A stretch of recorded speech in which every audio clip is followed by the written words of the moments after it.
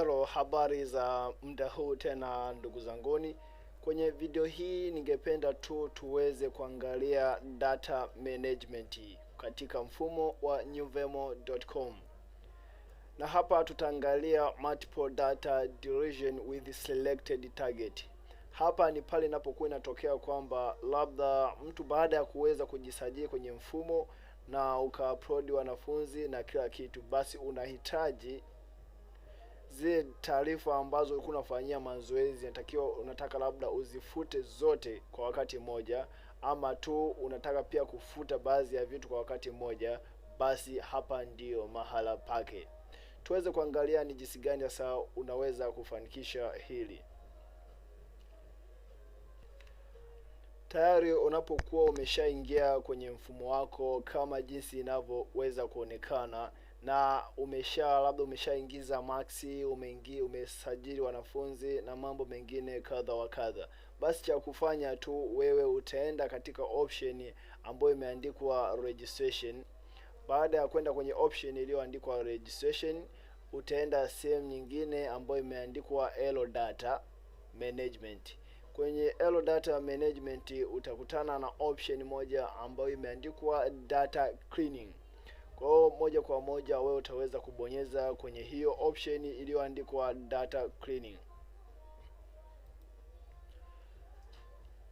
Ama baada tu ya kuweza kubonyeza kwenye data cleaning, utakutana na kurasa ambayo imeandikwa data management, na uhakikishe kabisa kwamba upo kwenye shule husika ambao utakuwa unaangalia namba ya shule. Je, ndio namba yako ndio namba ya usajili wa shule yako?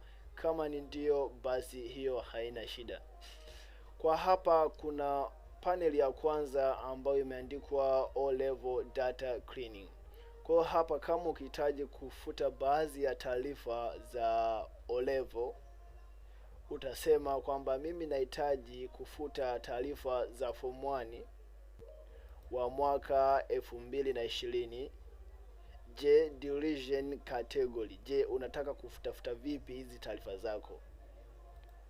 Utakwambia delete students also. Kwa hiyo hii kama kuna marks kwenye table, kama kuna marks ambazo uliweza kuziingiza za wanafunzi, ukichagua delete students also, basi kama kuna taarifa za wanafunzi labda marks, basi mfumo utaenda kufuta marks zote pamoja na wanafunzi wote wa kidato cha kwanza wa mwaka 2020. Na pia kama ukihitaji tu kwamba hapana, naomba usifute wanafunzi, kwamba futa tu taarifa zingine labda kama vile marks za wanafunzi, lakini wanafunzi usifute, basi category ya deletion hapo itakuwa ni don't delete students.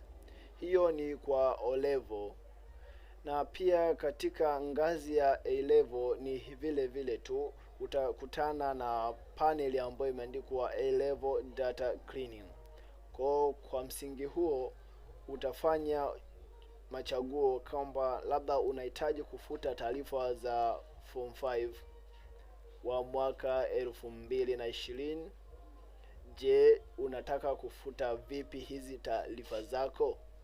Umeona? Kama unahitaji kufuta wanafunzi pia utasema delete students also. Kwa hiyo na mfumo utaelewa kabisa kwamba natakiwa kufuta taarifa zote kama vile marks, na pia inatakiwa nifute na wanafunzi moja kwa moja. Ila kama hauhitaji kufuta wanafunzi, basi utasema don't delete students. Ukishasema don't delete students, basi mfumo ni moja kwa moja hautofuta wanafunzi. Kwa hiyo kila unapokuwa umemaliza kuchagua, kwa mfano hapa labda umemaliza kuchagua class, year na deletion category, baada hapo utakuja utasema start deletion, basi mfumo utafuta wanafunzi kulingana na jinsi ulivyouelekeza. Ni hivyo hivyo kwa ngazi ya A level, na pia hapo na penyewe ukishachagua field zote, basi utakuja kubonyeza kwenye hiki kitufe ambacho kimeandikwa start deletion. Kwa kufanya hivyo, basi utakuwa umefanya data cleaning multiple data cleaning kwa wakati mmoja, kuliko kufuta mwanafunzi mmoja mmoja. Ukiwa umeenda labda kwenye management ya wanafunzi kwa unafuta mmoja mmoja, hapo unaweza kufuta wanafunzi wengi kwa wakati mmoja na taarifa zao zote. Asante kwa kunisikiliza. Usisahau tu kusubscribe, kushare na kulike video hii, na pia ufuatilia video inayofuata ili kuweza kujifunza zaidi. Asante.